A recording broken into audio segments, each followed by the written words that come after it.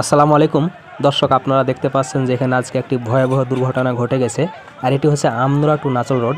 নাচল পার হয়ে এসে যে হাজিডাঙ্গা আছে ফায়ার সার্ভিস মোড়, সে ফায়ার সার্ভিস মোড়ের কাছে অ্যাক্সিডেন্টটি ঘটেছে।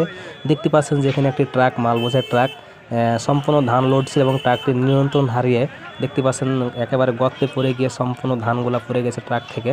দেখেন ধানগুলো এলোমেলোভাবে পড়ে আছে। আর এটি হচ্ছে হাজিডাঙ্গার পাশে যে একটি কালভার্ট আছে, সে কালভার্টের কাছে। কারণ এই কালভার্টের কাজ এখনও সম্পূর্ণটা শেষ হয়নি, তাই বিকল্প একটি রাস্তা করা আছে। সেই বিকল্প রাস্তা দিয়ে যেতেই ড্রাইভার হয়তোবা বুঝতে পারে নাই, সেই জন্য সে একটু এদিক ওদিক হওয়াতে ট্রাকটি আজকে দেখেন উল্টে গেছে। দুর্ভাগ্যবশত এখানে মানুষের কোনো ক্ষয়ক্ষতি হয়নি, আল্লাহ তাআলা সবাইকে বাঁচিয়ে দিয়েছে। দেখতে পাচ্ছেন একটি ফায়ার সার্ভিসের মোড়ের কাছে ঘটনাটি ঘটে গেছে আজকে। আর বিশাল এলাকা জুড়ে আজকে জ্যাম বেঁধে গেছে, এদিকে প্রায় নাচল থেকে আর এদিকে অনেক দূর পর্যন্ত আপনার জ্যাম বেঁধে গেছে, কারণ এখানে গাড়ি যাওয়ার আর কোনো বিকল্প রাস্তা নেই, সেজন্য অনেক জ্যাম বেঁধে গেছে, অনেক লোকের সমাগম দেখতে পাচ্ছেন। আর এখন দেখেন এই সম্পূর্ণ গাড়িটি কিন্তু একটু ভুলের কারণে কিন্তু আজকে এখানে উল্টে গেছে। দেখতে পাচ্ছেন এটি ফায়ার সার্ভিস মোড়ের কাছে ঘটনাটি ঘটেছে। দেখেন চাকা একদিকে হয়ে গেছে এবং সম্পূর্ণ ধান বোঝাই করা ছিল গাড়িটিতে। এখন গাড়িটি তোলার চেষ্টা করছে সবাই, দেখতে পাচ্ছেন। দেখেন অনেক বড় দুর্ঘটনা আজকে যাতে ঘটে গেল, দেখতে পাচ্ছেন একটু মাত্র ভুলের কারণে কিন্তু আজকে ঘটনাটি ঘটেছে। দেখেন ট্রাকটি কীভাবে উল্টে গেছে। ট্রাকটিকে তোলার সবাই চেষ্টা করেছে, অলরেডি ট্রাকটিকে বাঁধানো হয়েছে।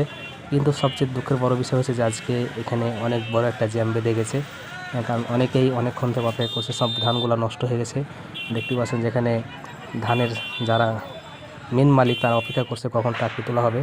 দেখেন বিশাল এলাকা জুড়ে আজকে জ্যাম বেঁধে গেছে, ট্রাকের, বাসের, বিভিন্ন গাড়ির। দেখতে পাচ্ছেন অনেক লোক, প্রচুর লোক এখানে। আর এখানে যে নতুন একটি কালভার্ট করা যাচ্ছে, কালভার্টের কাজ এখনও পুরোপুরি শেষ হয়নি, হয়তোবা শেষ হয়ে গেলে এই ঘটনাটা আর ঘটবে না। দেখেন বিকল্প রাস্তা ব্যবহার করতে যেয়ে কিন্তু আজকে ঘটনাটি ঘটে গেল, আর একটু মাত্র ভুলের কারণেই।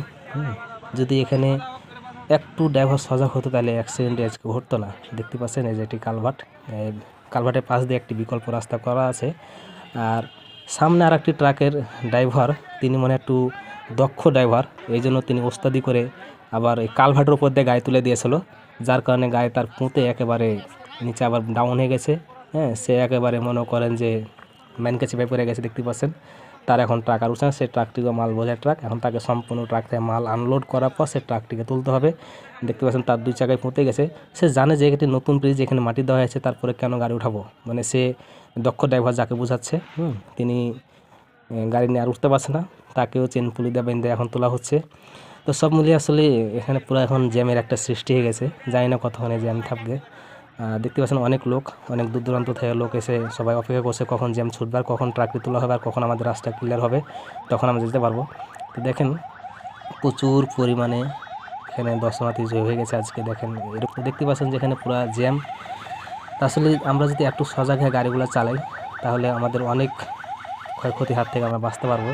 আল্লাহ তাআলা আজকে সবাইকে বাঁচিয়ে দিয়েছে, কারণ এখানে মানুষের কোনো প্রাণহানি বা দুর্ঘটনা সেভাবে ঘটেনি, শুধুমাত্র ট্রাকের ক্ষয়ক্ষতি হয়েছে। দেখছেন অনেক লোক, প্রচুর লোক। এটি হচ্ছে হাজিডাঙ্গা, নাচল বাজার পার হয়ে এসেই ট্রাকটি দেখেন কীভাবে উল্টে গেছে। দেখছেন একটু যদি সামনে নিয়েই যদি ডান দিকে ব্রেকটি ঘোরাতো তাহলে হয়তো বা অ্যাক্সিডেন্ট ঘটতো না, কারণ ড্রাইভার হয়তো বা খুব একটা এক্সপার্ট ড্রাইভার না, কারণ সে আগেই ডান দিকে কেটে ফেলেছে, ডান দিকে আগে কেটে পড়ার কারণেই কিন্তু ট্রাকটি উল্টে গেছে। আর একটু সামনে গিয়ে যদি ডান দিকে ব্রেকটা কাটতো তাহলে কিন্তু এই ঘটনাটি ঘটতো না। তাছাড়া এগুলা অদক্ষ ড্রাইভারের কারণে বেশিরভাগ ঘটনাগুলো ঘটে থাকে। তো সবাই ভালো থাকেন, সুস্থ থাকেন, সবাইকে ধন্যবাদ। আসসালামু আলাইকুম।